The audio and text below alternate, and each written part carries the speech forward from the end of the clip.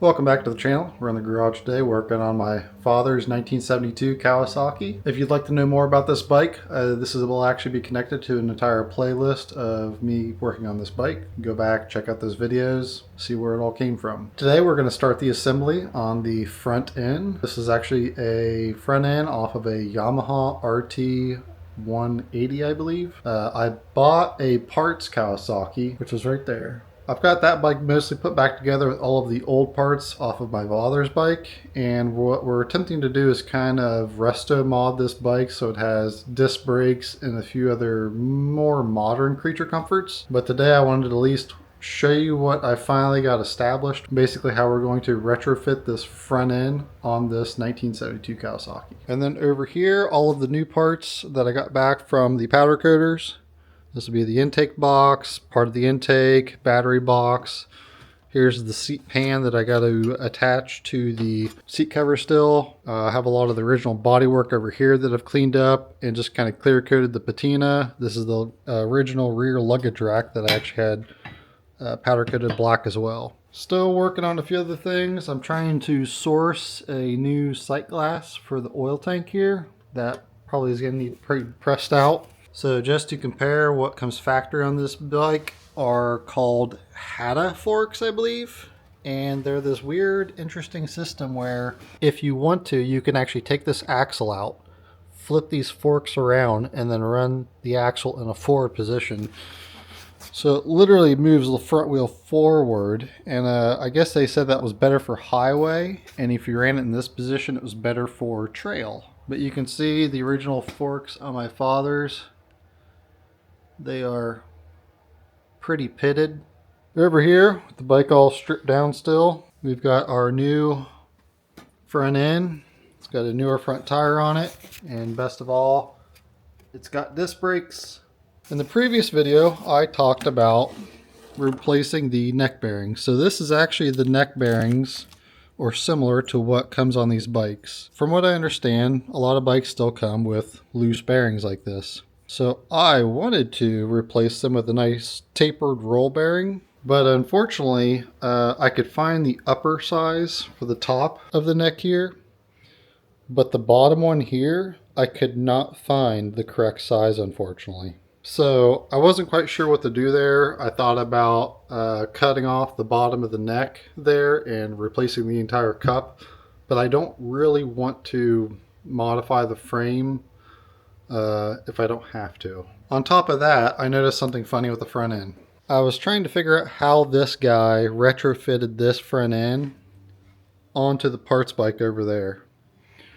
And then I kind of realized he welded a collar on here actually to change the diameter, and even added, I don't know if this is original, I think this one might be original, but this collar up here is not. He put this on here. That way, this lower race would actually go on.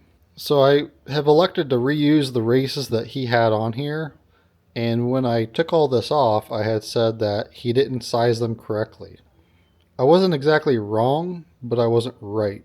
So let me explain this. Basically, when this gets fitted up into the bike, like this cup here, just kind of press fits up in there. It doesn't take a lot, like I could do it almost by hand. But when the front end goes on and this lower race is installed on the stem, it needs to fit up inside, basically, like right up in there.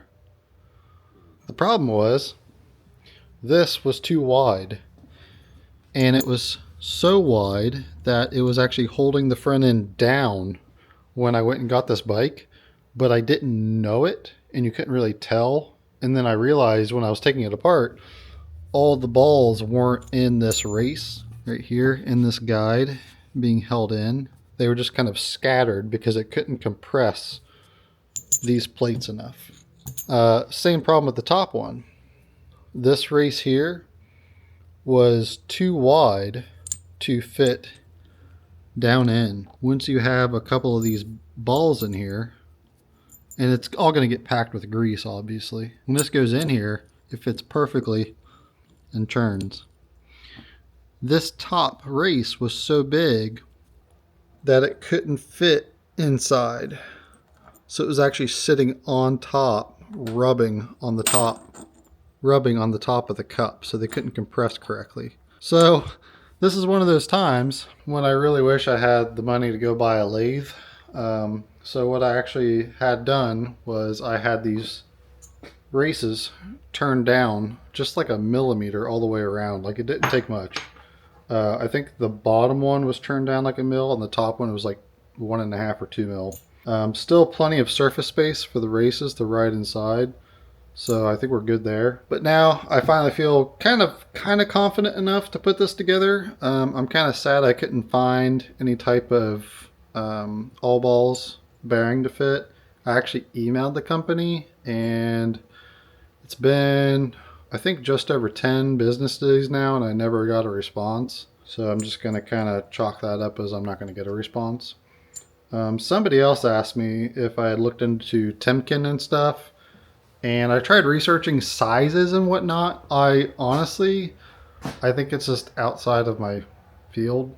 I brought up their catalog, and it was like 360 pages of stuff I didn't know how to read. I'm going to stick to these ball bearings for now. At least I know these will work on this neck. And we're going to throw it all together and see if it holds.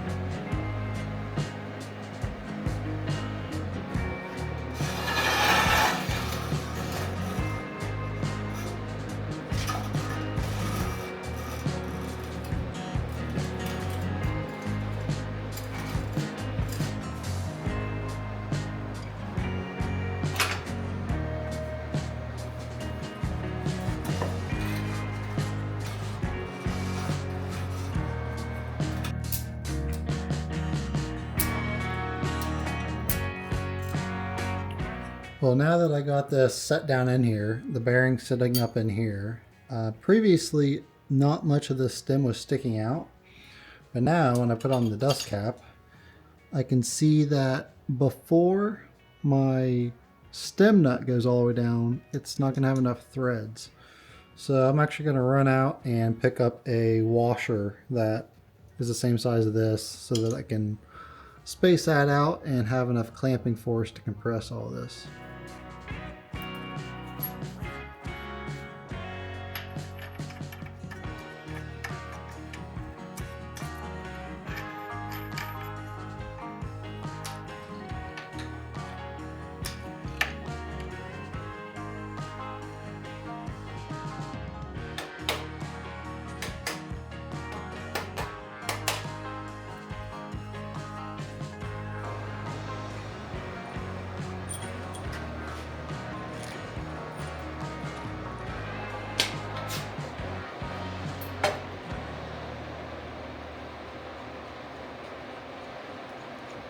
It appears these bolts are too long just by about that much.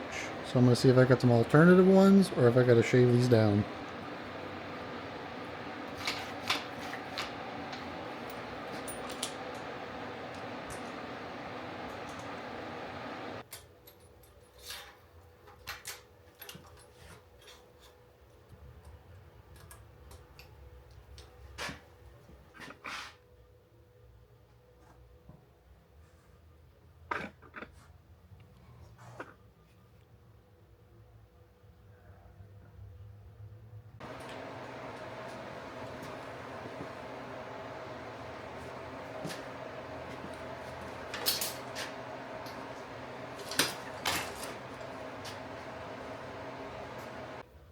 Well, that's all I really have time for today. Gotta take a break for the back. It's already kind of flaring up after lifting that front end so much. I'll come back to this hopefully tomorrow or the next day and hopefully put together some body panels for it. So stick around.